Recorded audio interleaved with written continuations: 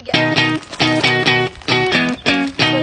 Assalamualaikum teman-teman semua. Halo teman-teman semua, kami dari kelompok 6 akan menjelaskan apa itu rahmatan lil alamin. Tapi sebelum itu, izinkanlah saya untuk memperkenalkan diri. Saya Maryam Jamila dengan NIM D1A230081. Nah, untuk rekan-rekan yang mau tahu nih tentang rahmatan lil alamin itu apa, marilah kita dengarkan presentator yang pertama, yaitu Ananda Salsabila. Kepadanya kami persilakan.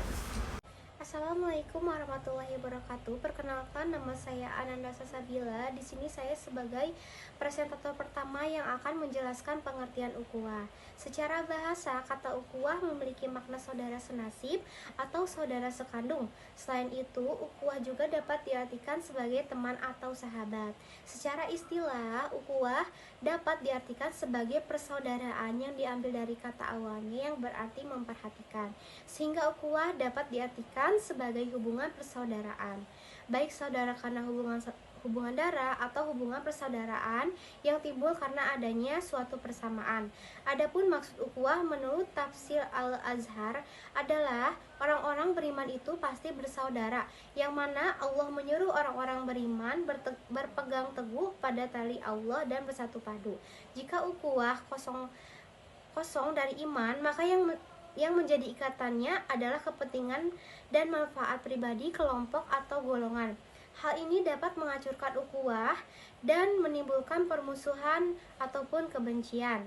Dalam bahasa Arab, ukhuwah berasal dari kata akha yang melahirkan beberapa kata al-akhu yang memiliki makna memberi perhatian, dan kemudian berkembang untuk merujuk kepada arti sahabat atau teman. Secara etimologi, kata ukhuwah dapat diartikan sebagai persaudaraan.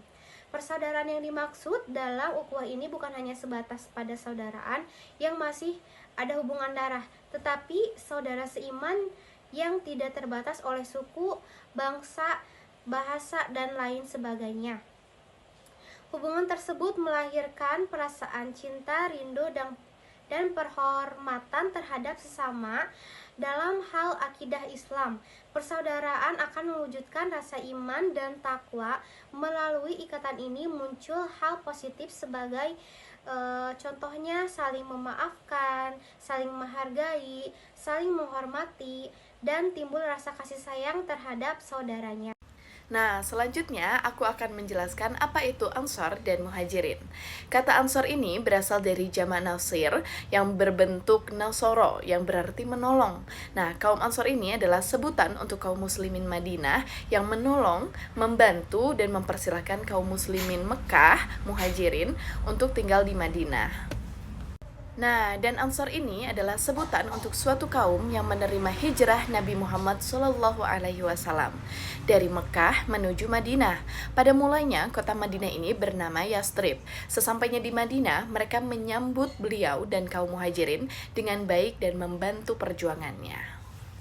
Nah, dan peristiwa hijrah Rasulullah dari Mekah ke Madinah bersama kaum Muhajirin didorong oleh kekejaman yang mereka terima dari kaum kafir Quraisy. Oleh karena itu, pada tahun 622, Nabi Muhammad dan kaum Muhajirin meninggalkan Mekah untuk hijrah ke Madinah.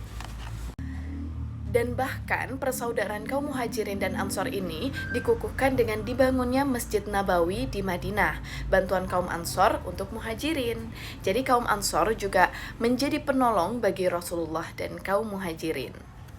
Nah, kaum Ansor ini adalah penduduk asal Madinah yang memeluk Islam, sedangkan Muhajirin adalah para sahabat yang berhijrah dari Mekah ke Madinah. Rasulullah juga menjadikan setiap orang Muhajirin sebagai saudara angkat dari kaum Ansor. Contohnya nih, ada Abu Bakar As-Siddiq dan Khojirah bin Zuhair, ada juga Umar bin Khattab dan Utsman bin Malik, dan juga ada Utsman bin Affan dan Aus bin Thabit.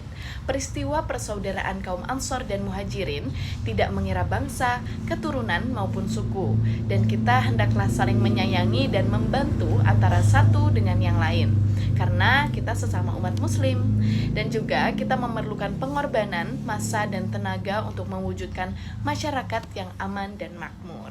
Begitu rekan-rekan semua. Nah, untuk selanjutnya, presentator yang kedua akan dijelaskan oleh teman saya yang bernama Salsabila. Kepadanya kami persilakan. Assalamualaikum warahmatullahi wabarakatuh. Halo rekan-rekan semuanya, saya Jalsa Sabila. Di sini saya akan melanjutkan materi yang telah rekan saya sampaikan, yaitu materi tentang konsep ukhuwah menurut Al-Quran dan hadis. Yang pertama, ukhuwah menurut Al-Quran. Al-Quran mengenalkan 5 macam ukhuwah atau persaudaraan. Yang pertama, persaudaraan sesama manusia. Yang kedua, persaudaraan senasab dan perkawinan. Yang ketiga, persaudaraan suku dan bangsa. Yang keempat, persaudaraan sesama pemeluk agama. Dan yang kelima, persaudaraan seiman dan seagama. Yang pertama, persaudaraan sesama manusia yang dilandasi oleh kesamaan dan kesetaraan manusia di hadapan Allah Subhanahu wa taala, sebagaimana firman Allah dalam Quran surat Al-Hujurat ayat 49. Yang artinya, wahai manusia, kami telah menciptakan kamu dari seorang laki-laki dan seorang perempuan. Kemudian kami jadikan kamu berbangsa-bangsa dan bersuku-suku agar kamu saling mengenal. Sungguh yang paling mulia di antara kamu di sisi Allah ialah orang yang paling bertakwa. Sungguh Allah Maha Mengetahui, Maha Teliti.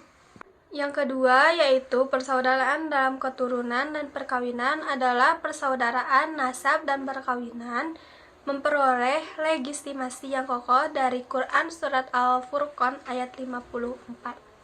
Dan yang ketiga, persaudaraan suku dan bangsa memiliki pijakan kuat dalam Al-Quran, yaitu dalam Quran surat Al-Hujurat ayat 13. Yang keempat, ada persaudaraan sesama pemeluk agama memperoleh landasannya pada firman Allah dalam Quran surat Al-Kafirun ayat 1-6. Dan yang terakhir yaitu persaudaraan seiman dan seagama merupakan puncak persaudaraan sebagaimana firman Allah dalam Quran surat Al-Hujurat ayat 10. Yang kedua yaitu ukhuwah menurut hadis.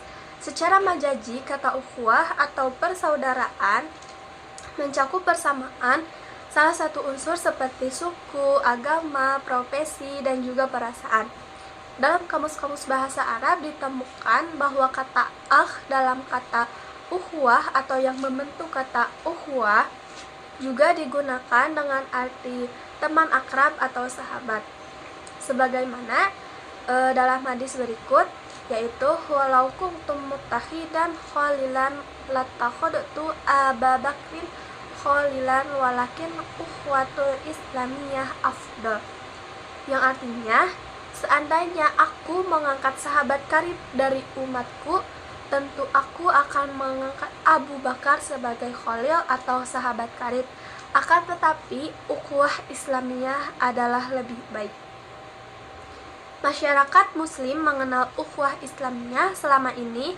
Ada kesan bahwa istilah tersebut bermakna persaudaraan yang dijalin oleh sesama Muslim, atau dengan kata lain persaudaraan antar sesama Muslim, sehingga kata Islamiyah dijadikan pelaku ukhuwah itu. Sekian dari saya, mohon maaf atas segala kekurangan dan kesalahannya. Wassalamualaikum warahmatullahi wabarakatuh. Nah, rekan-rekan, selanjutnya mungkin aku akan menjelaskan apa itu pembagian ukhuwah. Yang pertama, ukhuwah itu ada ukhuwah Islamiyah. Apa sih ukhuwah Islamiyah itu? Ukhuwah Islamiyah adalah persaudaraan yang terwujud berkat adanya kesamaan sebagai pemeluk agama Islam. Contohnya nih, ada Muslim di Indonesia tetap menganggap Muslim di negara lain sebagai saudara. Nah, yang kedua ini ada ukhuwah watoniyah. Ukhuwah watoniyah ini diartikan sebagai persaudaraan yang timbul karena perasaan sebangsa waton, artinya sebangsa tanah air. Contohnya, persaudaraan antara masyarakat Indonesia yang sangat banyak, karena terdapat banyak suku, adat, dan juga budaya. Dan yang terakhir, ukhuwah insaniyah. Ukhuwah insaniyah ini diartikan sebagai persaudaraan antar umat manusia. Dalam ukhuwah insaniyah, semua manusia adalah saudara. Contohnya, persaudaraan ini berguna untuk menjalin hubungan antara manusia. Sebab manusia sebenarnya bersaudara karena memiliki kesamaan nenek moyang, yakni Nabi Adam dan Siti Hawa. Mungkin sekian dari presentasi kami pada hari ini. Terima kasih untuk teman-teman yang selalu menonton sampai akhir, dan mungkin itu dari kami. Wassalamualaikum warahmatullahi wabarakatuh.